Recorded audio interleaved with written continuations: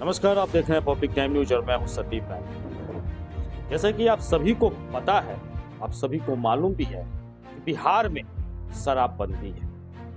कहने के तो बिहार में शराबबंदी है, लेकिन क्या वाकई में ऐसा लगता है कि बिहार में इन दिनों शराब पे पूरी तरह से रोकथाम किया गया है? क्या वाकई में बिहार में शराब मिल रहा है या नहीं मिल रहा है? इसी विषय पर आज हमारे चर्चा का मुख्य विषय भी यही है और इसी संबंध में बात करने के लिए हमारे पास मौजूद है हमारे स्टूडियो में वरिष्ठ पत्रकार सुरेश सिंह जी। क्या लगता है सर, बिहार में वाकई में शराब बंद है या नहीं है? इसके विषय में आपका क्या तर्क है? संदीप जी, शराब तो कानून में बिहार सरकार के द्वारा बंदी है, लेकिन पीना बंदी नहीं है। आपके कहने का मतलब है कि बिहार में जो भी लोग हैं वो शराब पी रहे हैं, कानून की आंखों में धूल झोंक के पी रहे हैं, और कहीं ना कहीं देखा जाए तो इसमें कहीं ना कहीं प्रशासन भी इसमें मिली हुई है। मिली भगत अगर सभी का कहा जाए तो कोई दोष नहीं है।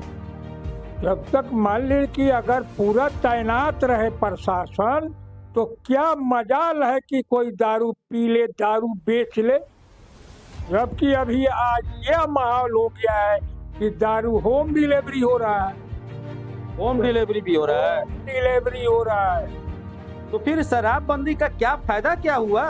शराबबंदी का जो असल उद्देश्य था, सही मानों में अगर सोचा जाए कि आम लोग जो नशाबंदी में थे, जनरल मास में नहीं कर सकता, मैंने आधे से अधिक लोग उस पर पाबंदी लगे, लोगों में सुधार हो।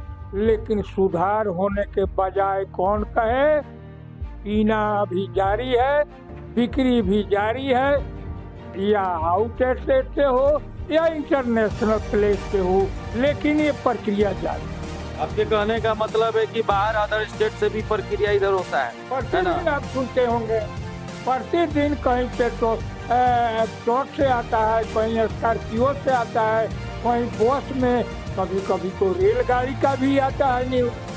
अक्सर सुना जाता है कि मुझे पीने का शौक नहीं, मैं पीता हूँ गम भुलाने को। भुलाने के लिए बिल्कुल सही है, और दशा और दिशा बदलने के लिए भी पीता है। जीने के लिए पीना भी जरूरी है। जरूरी है, तबे न हो रहा है, तभी तो शराब बिहार में मिल रहा है। लेकिन प्रशासन का देखिए, बिहार सरकार का आदेश है कि बिहार में शराब बंद है, इस पे रोकथाम करना है, नहीं पीने देना है, लेकिन पीने वाले तो पी ही रहे हैं, क्योंकि पीना भी जरूरी है ना। हाँ, जरूरी नहीं है तो कैसे जीवन चलेगा, कैसे चलेगा? सबसे यही हाल बिहार का चल रहा है इस दिनों। सबसे बड़ी बात है संदीप जी कि छोटे जो मजदूर हैं, अगर वो पी कर आते हैं नेपाल से, यहीं बगल में बीरगंज से, या कहीं होम डिलीवरी पी कर चले जाते हैं तो पकड़ा जाते हैं। और बड़े बड़े जो पैसे वाले हैं वो पी कर जाते हैं, गाड़ी में लेकर जाते हैं, कहीं बाई चांस अगर रेड हो गया तो हो गया, ना तो आजाद है। अच्छा, भोजपुरी में वो कहावत है कि दारू पियवा के मौगी सदा दुखिया। इस बात से आपका मतलब क्या क्या लगता है कि वाकई में दारू पियवा के मौगी दुखिया रहती है? और कहीं ना कहीं देखा जाए तो ये बात भी हमको सही लगता है, क्योंकि जो दारू पीते हैं उनके घर की आर्थिक स्थिति किस प्रकार से है, ये किसी से छुपा नहीं है। बिल्कुल बदहाल है कि नहीं? स्थिति रहती है, परिवार में अशांति रहती है, परिवार का विकास जो होना चाहिए नहीं हो पाता है, प्रतिदिन दिन रात आपसी विवाद झगड़े होते रहते हैं। यहाँ तक कि अभी तो ऐसा भी आप देखे होंगे, टीवी पर, पेपर में पढ़े होंगे कि पति पत्नी पर केस करा देती है, तो पत्नी पति पर केस करा देती है, जानलेवा हमला। तो क्या कहते हैं, बिहार में तो सरकार जो नियम निकाली है शराब पे बंदी, तो बहुत अच्छा निकला। इसके तो सराहनीय पहल मानेंगे नीतीश कुमार जी का, बहुत सराहनीय पहल। लेकिन इसका जो दुष्परिणाम हमारे परिवारों को, जो गरीब परिवार है, जिनके जो मजदूर तबके के लोग हैं, जो अन्य लोग भी हैं जो शराब पीते हैं, लोग कभी इस बात को नहीं सोचते कि हम दारू पी रहे हैं, शराब पी रहे हैं तो हमारे जो बाल बच्चे, हमारे परिवार है, उनका पालन पोषण कैसे होगा, उनको देखरेख करने वाला क्योंकि अच्छी तरह से जानते हैं कि शराब जानलेवा बीमारी है। लेकिन ये सब जानने के बावजूद भी वो इस चीज को नहीं छोड़ते हैं और कहीं ना कहीं सरकार की आंखों में धूल झांक के कहिए या प्रशासन की आंखों में धूल झोंक के कहिए या किसी भी तरह से जो है वो शराब का व्यवस्था कर लेते हैं और पी लेते हैं। और देखा भी जाए तो बिहार में शराबबंदी तो है लेकिन दारू तो मिल ही जा रहा है। धूल क्या झोंकना है संदीप जी, नोट का धूल झोंक दो, दारू पी लो। दारू तो कहने इतना ही नहीं, सबसे बड़ी बात यह है कि बगल में यूपी है, बंगाल है या अगल बगल जो भी स्टेट हैं, सभी स्टेट से मुहैया बिहार में आती है शराब। तो क्या आप बंदी आप मान सकते हैं? इसको तो बंदी नहीं माना जाएगा, बंदी के नाम पे तो खिलवाड़ हो रहा है। शराब दारू के अलावे अभी जो आप पढ़ते होंगे या सुनते होंगे कि जितना गुटखा है, सिगरेट है, ये स्वास्थ्य के लिए हानिकारक है। सरकार को क्यों बिक रहा है? क्यों बिक रहा है? सवाल यहाँ पे शराब के अलावा जो ये गुटखा है जो कि सबसे ज्यादा हानिकारक चीज है ना, इन सब चीजों पे सरकार को पूरी तरह से पाबंदी आखिर लगाती क्यों नहीं है? अच्छी तरह से जानती है कि इससे जो है कि हमारे जो नौयुवक लोग हैं किस दशा में, किस मतलब कहाँ पे पहुंच रहे हैं, काल के ग्रास में जा रहे हैं। लेकिन फिर भी क्या मजाल है कि सरकार इस पे पाबंदी लगाए। आखिर सरकार, ध्यान दीजिएगा, गौर भी कीजिएगा, आखिर सरकार जो है इस पूरी तरह से रोकथाम क्यों नहीं करती है? शराबबंदी है, नाम का शराबबंदी है, ये सब चीज नशीली जो पदार्थ जो मिल रहा है आखिर उसमें बंदी क्यों नहीं किया जा रहा है? सरकार को इससे क्या फायदा मिल रहा है? अगर सरकार चाहेगा, प्रशासन चाहेगा तो क्या मजाल है किसी को ये शराब की बिक्री हो जाए या गुटखा की बिक्री हो जाए, खैनी जो भी है ना, इन नशीली पदार्थ का बिक्री हो सकता है? तो उसमें आमदनी है, सरकार को पैसे मिलते हैं, बिल्कुल सही बात है। कड़ाई सरकार का होगा कहाँ? पढ़ाई नहीं, परीक्षा में कड़ाई।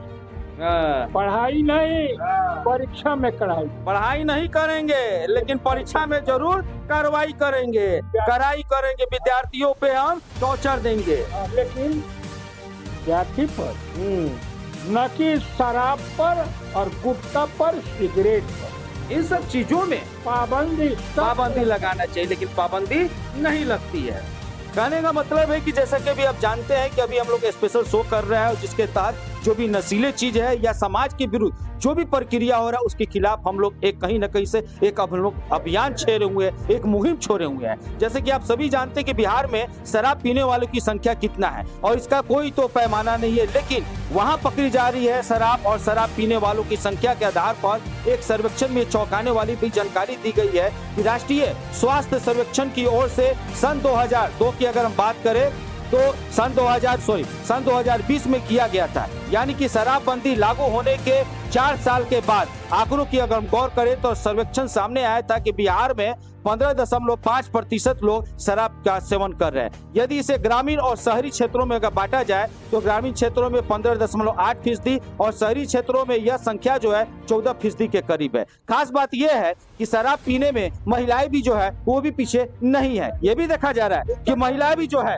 वो भी पीछे नहीं है, वो भी इस चीज में बढ़ चढ़ कर हिस्सा ले रही है, तभी तो जाके बिक्री हो रहा है। और सर्वे में ये भी समान बात से आया हुआ है कि शहरी इलाका में जो है 5% और ग्रामीण क्षेत्रों में 0.4% जो है महिलाएं शराब का सेवन करती है। सबसे बड़ी बात यहाँ पे ये भी देखना पड़ रहा है कि राष्ट्रीय परिवार स्वास्थ्य सर्वेक्षण की ओर से कराए गए सर्वे में यह भी बात सामने आई कि बिहार में जो लोग भी शराब पी रहे हैं वो पहले से 3 गुना अधिक दामों पर भी शराब खरीद कर पी रहे हैं। आज के डेट में शराब उचित दाम 3 गुना दाम से पी रहा है, सर्वेक्षण हुआ है। और इसका फायदा क्या होता है कि सीधे साधे क्या होता है कि शराब माफिया उठा रहा है, इसका सीधा फायदा शराब माफिया उठा रहा है। और ये बात इसके विषय में आपका क्या नहीं लगता है कि शराब माफिया जो है बगल में नेपाल में रेवेन्यू मालेमाल हो गया, यूपी से आता है मालेमाल हो गया, दूसरे तो बंगाल से आता है मालेमाल हो गया, और लाने वाला बेचने वाला मालेमाल, पीने वाला तो कहने का मतलब है कि हमारे पड़ोसी देश जो है इससे तो पूरी तरह से उसको मालामाल हो जा रहा है। वो काफी मिल गया, रेवेन्यू काफी मिल रहा काफी है। मिला। बिहार पीछे रह गया, बिहार पीछे रह गया और नेपाल आगे बढ़ गया, अदर स्टेट भी आगे बढ़ गया। और इसकी मार आम जनता पर दूसरे हेड में पड़ गया। हम अदर स्टेट भी आगे बढ़ गया। और इसकी मार आम जनता पर दूसरे हेड में पड़ गया। हमको खाने वाले सामग्री जो है, धान है, गेहूं है, चावल